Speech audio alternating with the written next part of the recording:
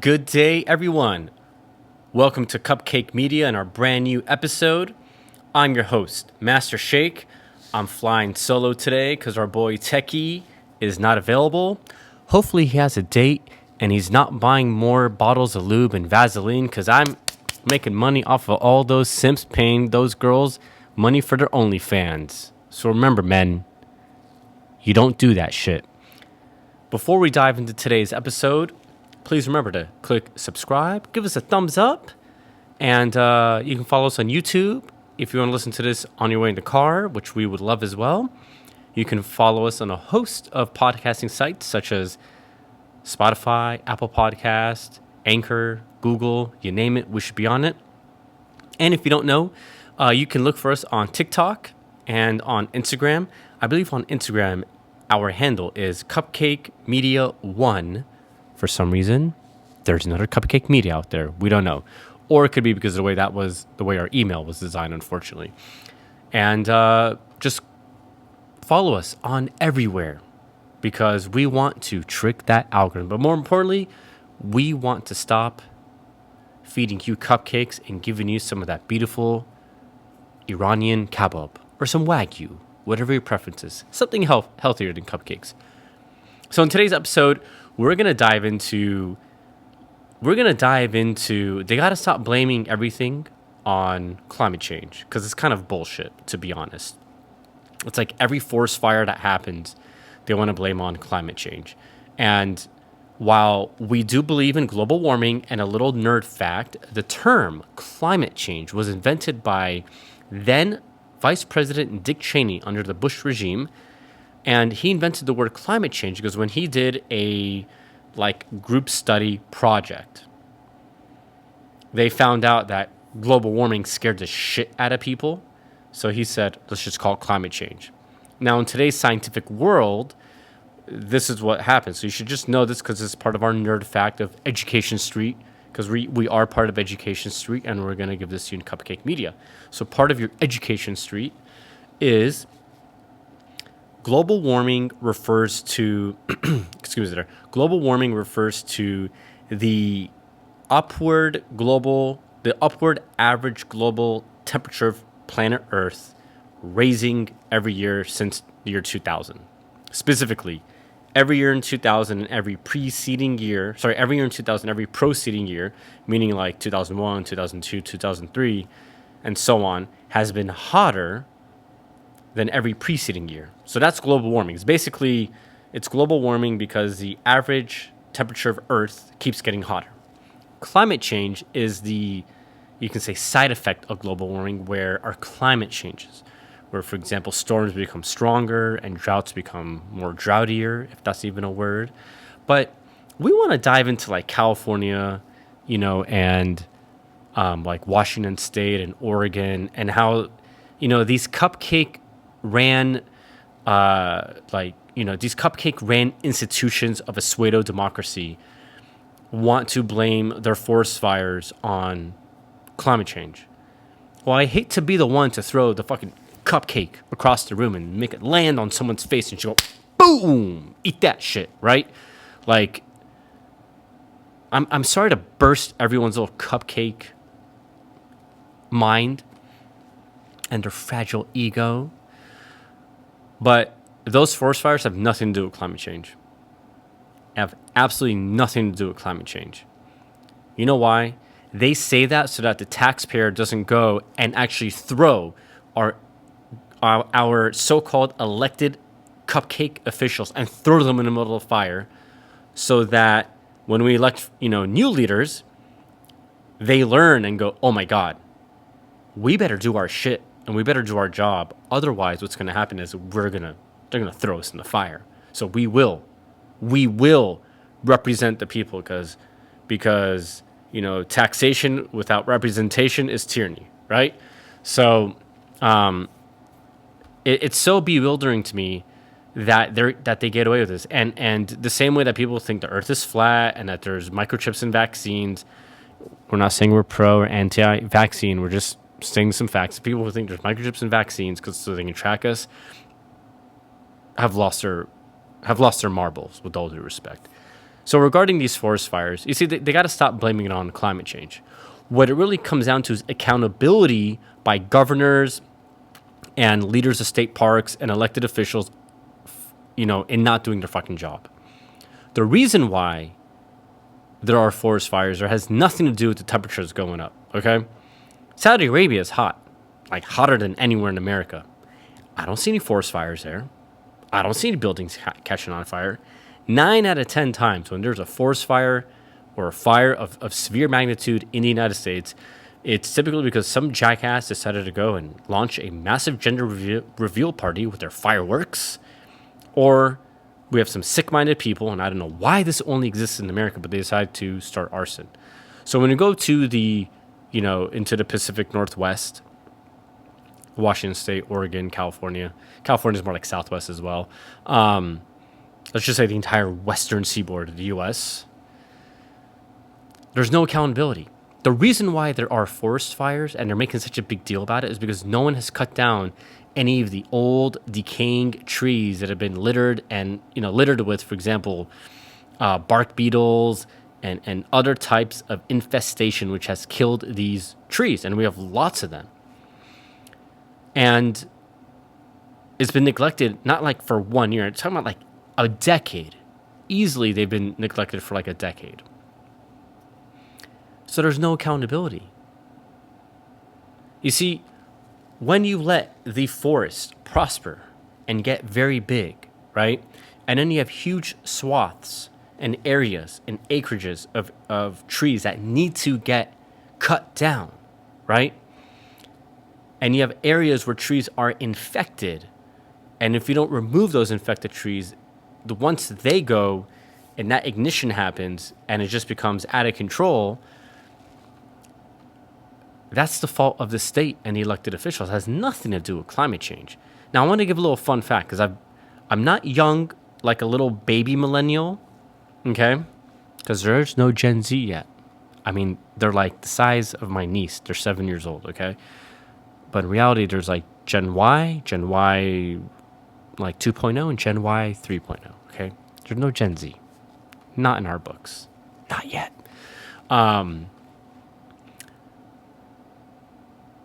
So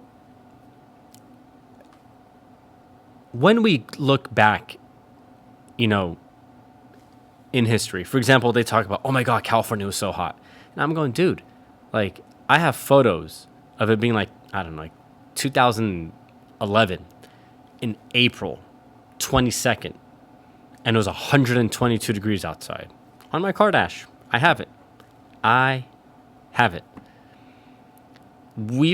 For us living in LA, this summer has actually been a cool summer. I mean, yes, it's hot. It's hit like 90 degrees, but growing up, like we all talk about how summer days here, like once it hit June 25th, I mean, it was like 100 degrees every day for 90 days straight. And it wouldn't let up at night.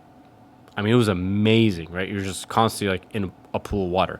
And they talk about like Washington State. I've had cousins in Washington State. They're like going, dude, like it's not like, yes, it got hot, but this does happen naturally. It gets hot up there. It's fucking summer. That's what happens. And they're like, oh my God, it's so hot, blah, blah, blah. Well, no, dude. They're making such a big deal about it, right? But it gets hot. Like I've had friends, like my cousins live in Washington State. They've told me, they tell me all the time, like this is such BS from the news, right? If you don't like Donald Trump, we hate to give the guy credit about fake news, but he's got some validity to it. And they're lying even about the damn weather.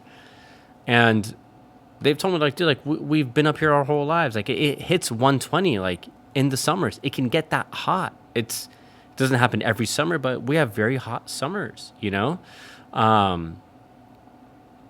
And they want to blame these forest fires on climate change. And I'm sorry, but that's bullshit.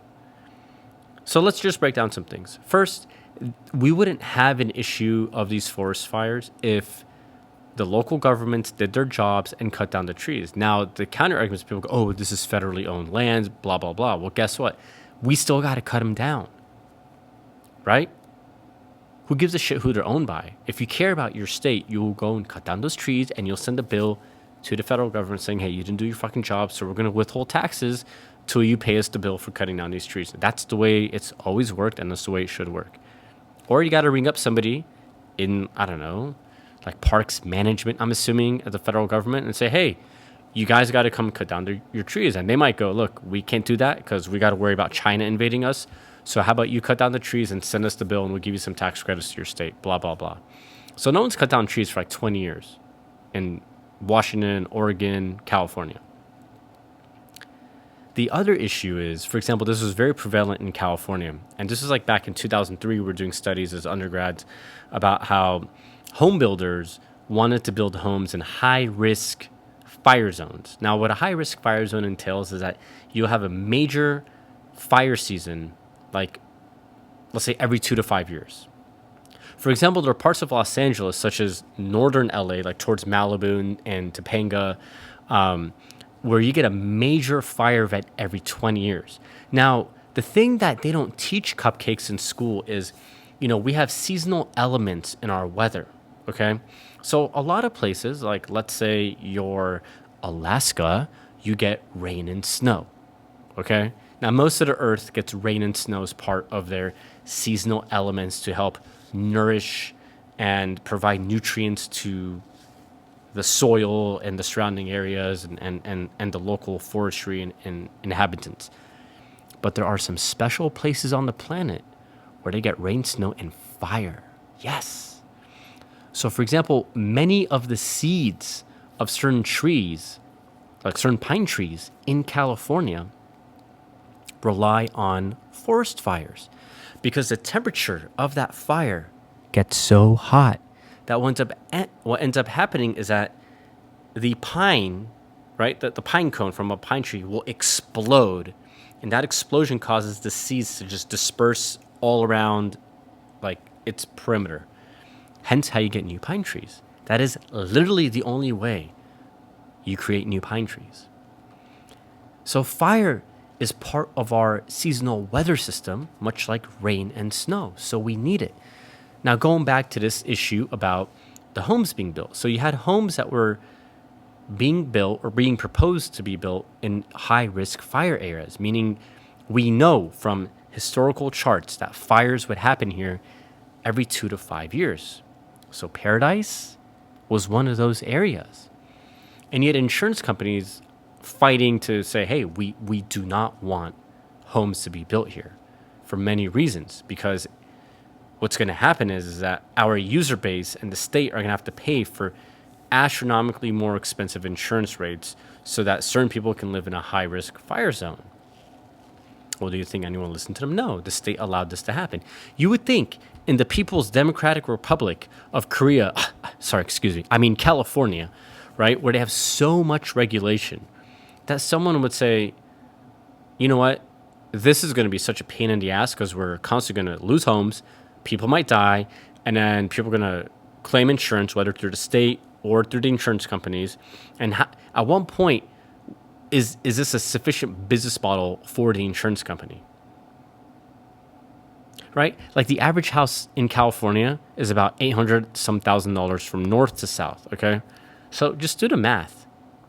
If they lose 10 homes, it's an $8 million payout in terms of the cost of the house, right? But you're talking about $400 a square foot to build a house, right? Well, let's just go the Zillow listing, right? Let's just say it's 800 G's, right? So $8 million right there. That's just for 10 homes. That doesn't even include like your personal property damage that you might have, right? So at what point does this become economically viable, right? Where are those fucking regulations when you need them? This state is so heavily regulated that you can't even give a blowjob on a Tuesday afternoon anymore. I mean, it's terrible, you know? And that goes for the women too who want to get eaten out. They cannot get eaten out on a Tuesday afternoon anymore. I mean, they made it fucking illegal. That's how bad regulation is here, okay? So, because who doesn't want to have 69 Tuesdays? I mean, dude, that sounds like a great fucking Tuesday. I'm just being honest. And you can't do it because there's just too much regulation, right? So for a state that can regulate so much, the things that are so important, they just turn a blind eye to it because they know it benefits them while we all get fucked up the ass with no lube. And it's very, very painful. It's just very painful. So that's one of the big problems we have in California. And even in Washington State and Oregon, you have a lot of homes that are built in high-risk fire areas, and they should never be built. For example, when we compare our southern neighbors, Mexico, they had areas where there were homes built in high-risk fire zones, okay? And after, I don't know how many fires had occurred, but I think it was in the mid-90s. I could be wrong. Any of our listeners from Mexico, please correct me if you are part of the geology department, because you will know this. They basically came in and told everyone they have to move out. And I think they gave everyone some money so they can go buy new homes. So, because they knew that this natural fire season occurs in northern Mexico where all these homes were, and they didn't want any homes there. Okay? And you have to remember, Mexico and California at one point, they were one state, okay? Not that Mexico belonged to the United States, but it was one landmass, okay? So when we talk about these fire seasons, unfortunately, fire doesn't recognize borders, okay? Neither does weather, right? It's just, we're part of a region, okay? So the kicker to this is that in San Diego County, which is not too far from the border, they allowed people to build homes. So when this fire season comes, San Diego County loses has about $2 billion in losses every time fire season hits. And guess what Mexico has? Zero. The trees burn, plants burn, but guess what? It gets revegetated properly because then seeds explode and you get new growth after the first rainfall. It's pretty amazing, okay? So to recap this whole let's blame these forest fires on climate change, it comes down to accountability of our elected officials who have not done shit for the last 20 years. These fires have nothing to do with climate change. They have to do with bad forest management. They have to do with zero responsibility and zero accountability by our so-called democratically elected officials who do nothing for us.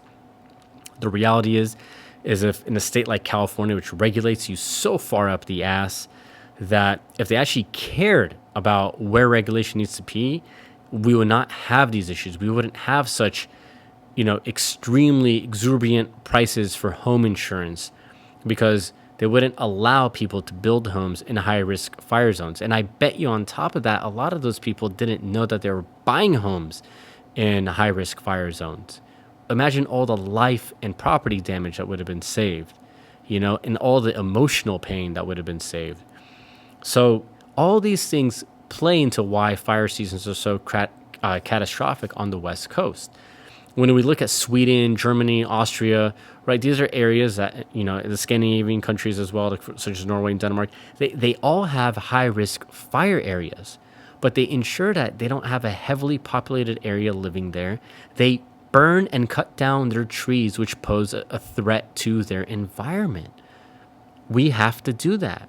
So you can't sit there and complain that the fire season is the worst season you've ever had when you haven't done your job for the last 20 years. Of course it's going to be the worst season you've ever had because you haven't done your job. Imagine if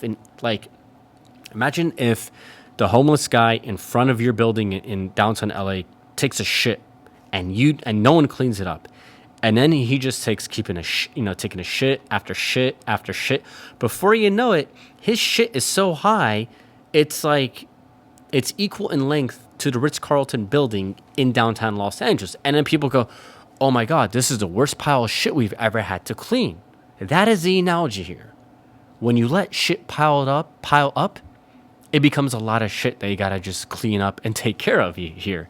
I hope you see the humor in that. So that's the issue that we've had out here. So don't believe that these fires are 100% related to climate change because they're not issues in other places where people do forest management properly at all.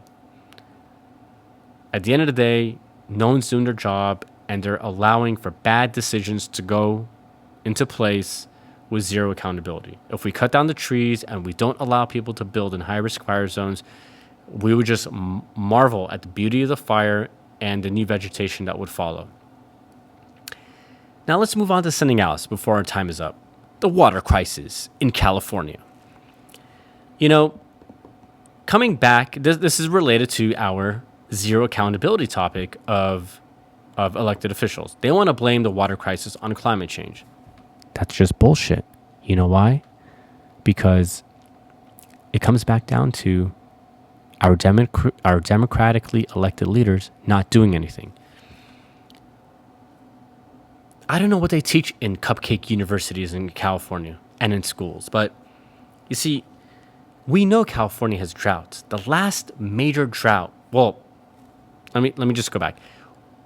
The one of the biggest droughts we ever had was in the 70s. So most of us were not born. We don't remember, okay?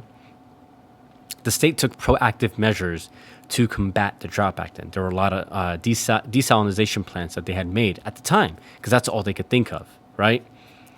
There's one in Santa Barbara, north of Los Angeles. It's like maybe an hour and a half, 2 hour drive. Santa Barbara's, about that distance from LA. It's about 1.5, 2 hour drive from Los Angeles. It's been shut down for the last 50 years, essentially, okay, or 40 years. And we had a very strong period of consistent rain in California.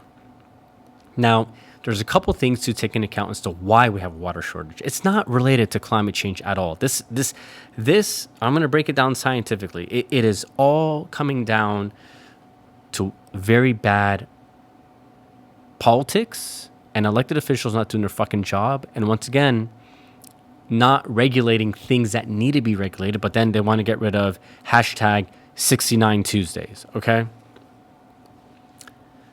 First, let's start with this. The population in California since the year 2000 has exploded. We have 40 million people in the state. In the 70s, it was probably half that, okay? We have more people than we ever have. We've built more homes horizontally versus building vertically so that we can have a more compact, dense population, which would actually be much better for the environment. And in terms of water management, it would be much better because now, instead of having all these homes with all these yards and all this unnecessary things that water gets wasted on, you're having people live in centralized areas and you can retain and control your water better, okay? So that's the first mistake. We built wrong. The second mistake is we know we can look at the tree rings of trees in California. And we're lucky that we have certain trees like redwoods, which go back hundreds, if not like 1,000 years. And we're able to look at the soil and things like this. And one professor that we spoke with told us that what they're able to discover is that California sometimes goes through a mega drought. It's just humans haven't been long enough to like really record it and experience it, where for like 1,000 years, essentially, we go through a drought. So we know we have this period of wet and dry. Now, we've been pretty dry for the last 2 decades. Our rain, I could say from 2002 and on, our rain season from 2002 and on was very weak. And from 2010 to 2016, I didn't wear any fucking pants for like 6 years. It was so hot, I called it the uni season. It was just 82 to 95 degrees every single day. I wore shorts all the time. I apologize. But it was fun. And it was kind of miserable when like it's like December 24th and it's 97 degrees. You just wanted to like, I don't know, bash your head against a block of ice so you could feel what it was like to have cold air at the right time of the season. And there were moments in California in the 90s when we had dry seasons, and yeah, the winter was ridiculously hot. So we know that historically we have these periods of wet and dry, but we've done nothing about it. We've had 20 years to really get our act together, and we've done nothing about it. The last reservoir that California built was in 1979, I believe. So you're telling me that in the 42 years in one of the most heavily taxed states in the world, because our taxes are more than like Germany combined, okay? And Germany gets a lot of great shit. We get nothing.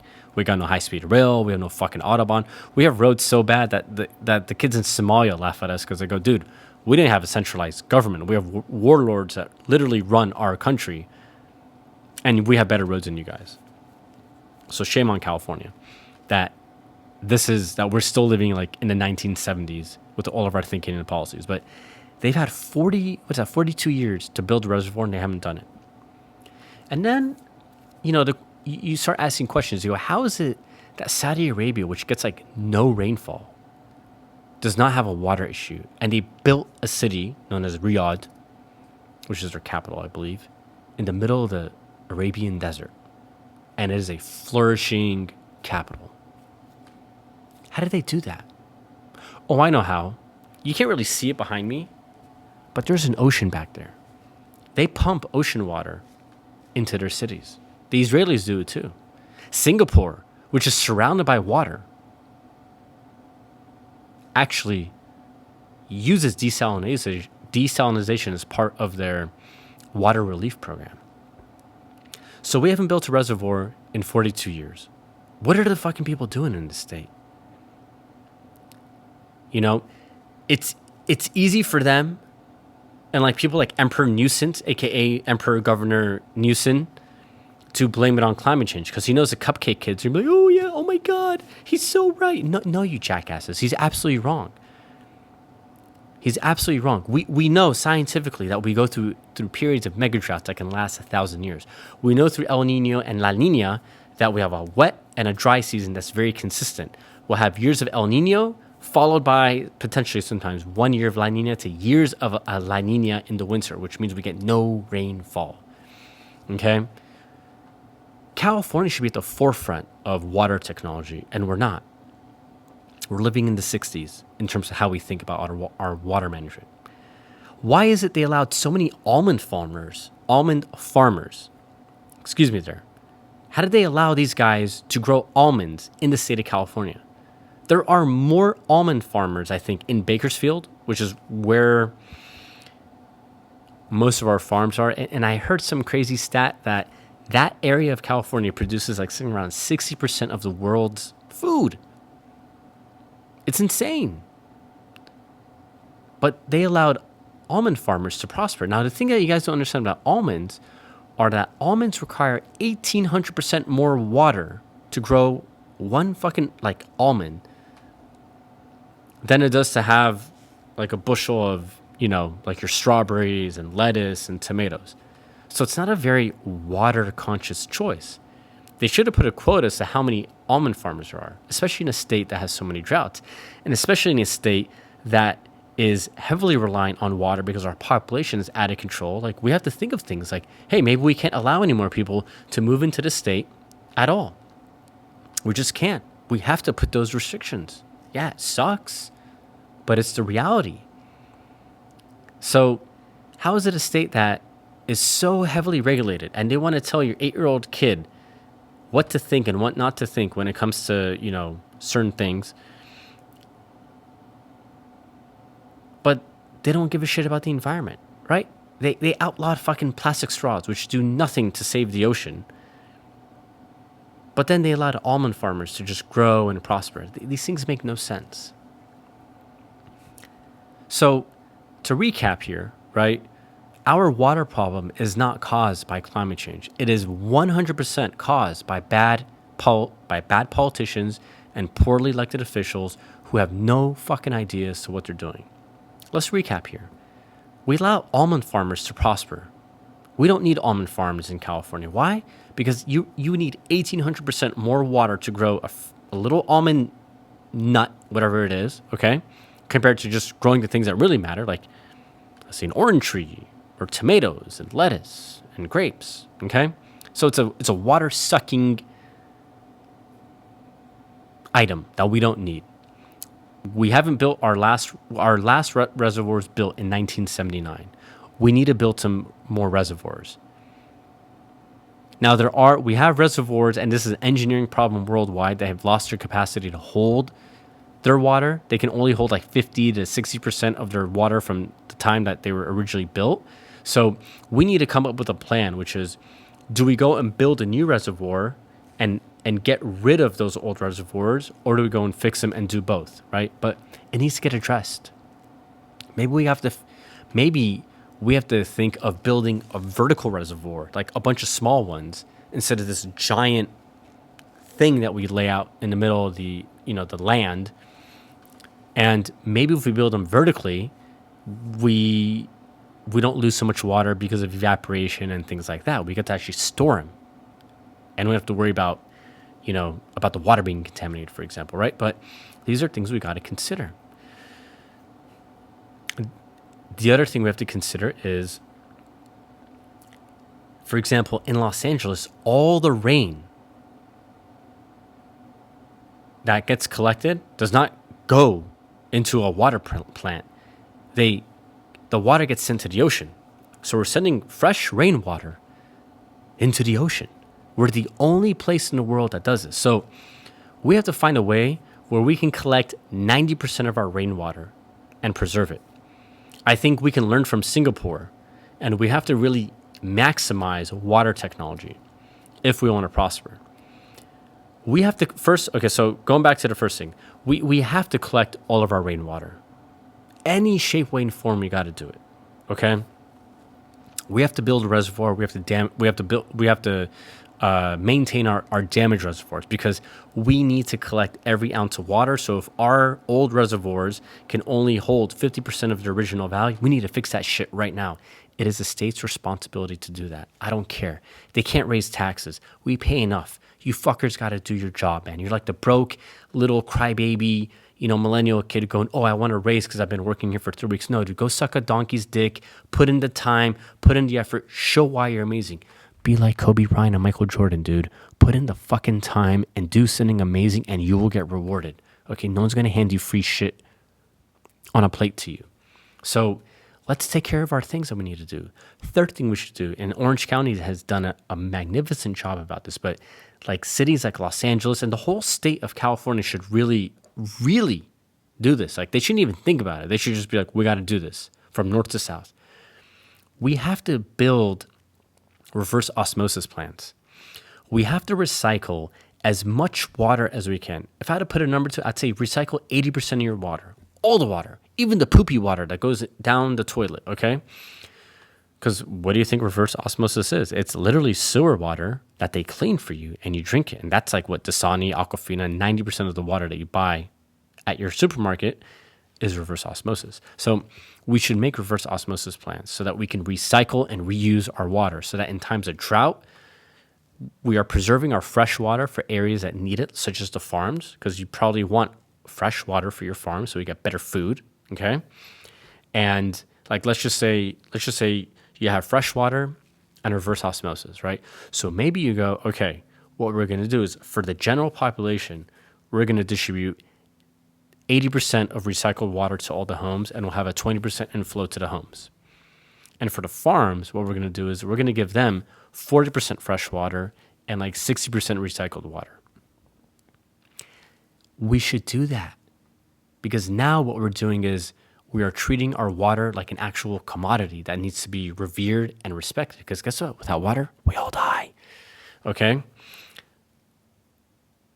Third thing that we should do is California should be building desalination plants in the areas that need it. Maybe not the whole state needs it, but I would have a few in Northern California. I would have maybe a couple in the Central Valley, where Bakersfield and the farming lands are, and I would have one, and I'd have a few in Los Angeles, Orange County, and San Diego, because these are some of the most heavily populated areas in the country. And now what you do is, so you have desalination, you have reverse osmosis for recycling water, and you have fresh water. So with desalination and recycled water, we can actually now preserve more fresh water. So with these three options in a drought, like let's say right now, this is what we do. We go, guess what? We are going to save 90% of our fresh water, so only 10% gets released. We are now going to release 40% desalinized water into all the homes and farmland, and 60% of it will be recycled water. Less stress on the ocean, less stress on the plants, and no stress on fresh water. And we keep it. And then if it becomes El Nino, like the following year, then what we do is we lower our amount of desalination. We continue maximizing the reverse osmosis for recycled water, and then we can use more fresh water. Ideally, we want to preserve as much fresh water as possible. So if it gets down to, like, let's say we only have 60% of fresh water left in the rainy season, then we stop using fresh water so it can rebuild itself up to a proper level. Now, the last piece of thing I'm going to say, and I can't believe no one fucking has thought about this, so I'm going to take all the credit for it. Here, Master Shake is going to lay out an ingenious idea, because I have a couple friends in Texas, and we were talking about this a couple weeks ago. While we're in the West Coast having drought, in Texas they're having record rainfall, okay? And in the East Coast and other parts of the country, they always have like record rainfall, or they have a lot of rainfall, okay? And it creates flooding. So I have a question. We have these amazing pipelines for oil. Why can't we create pipelines following the oil pipelines? Why can't we create, following the same pipeline trajectory for oil that connects us east to west coast? Why don't we create water pipelines? We have to think about this, because now what happens is this. We know that the East Coast is always going to get rain and snow. And they get so much of that shit that they dump the snow into the ocean. It's time to rethink our national water strategy, because this actually should fall in terms of national defense and our sovereignty. The military should really, really take notice of this, because this is going to be important for our survival as a country and for our strategic groundwork to be able to survive in the future against any type of enemies that we have. We need to follow our oil pipelines and just literally adjacent to it make a water pipeline. So, for example, when it's raining in Texas, like it was a few weeks ago, they would have the proper plants in place to collect their excess water. And then we can transport that water via the pipeline to states like California so that we can replenish ourselves. Let's say Boston gets a ton of snow and they don't know what to do with it. They put that snow in a water treatment facility. Okay? They open their pipeline, and then, for example, if Texas needs the water, they get it. Or if we need it more than Texas, we buy it, we get it. And if we have excess, then we give it back to Texas. We have to basically make this spider web of water of areas that we know definitely need it. So when we think about this, places like Texas, Arizona, California, Oregon, and Washington are prone to droughts. Now, Texas is lucky because they actually get a lot more rainfall than California. But the East Coast is very consistently, like, they don't have to worry about drought at all. So we should do this. We should make a water pipeline network in the whole country. And if you wonder where the water should go, well, it's easy. We would have recycling, we'd have our reverse osmosis plants, and we'd have our reservoirs. So our water would go into there to fill up our tap. And this isn't something the taxpayer should pay for. This is something that should be included in our already extremely overpriced budget, and certain people need to get fired so that we make room for it. We have way too many officials in California who are getting overpaid and doing nothing. But I hope the military listens to this, because in terms of national defense, this is a key strategic component for our sovereignty and our survival. And if we do that, we will never, ever have to worry about a drought. And let's just say we get to the point where climate change really kicks us in the ass in the West Coast, and we have a national water program, then you never know. Maybe the West Coast would be supplying water to other states because we're recycling, we have desalination, we're collecting every ounce of rainwater. It would work out for all of us. It would. So on that happy note, everyone, don't think that everything is due to climate change, much like how right now the hip thing is when you don't like somebody, you call them a racist, which is all bullshit. That's just a very cupcake way of ending your argument.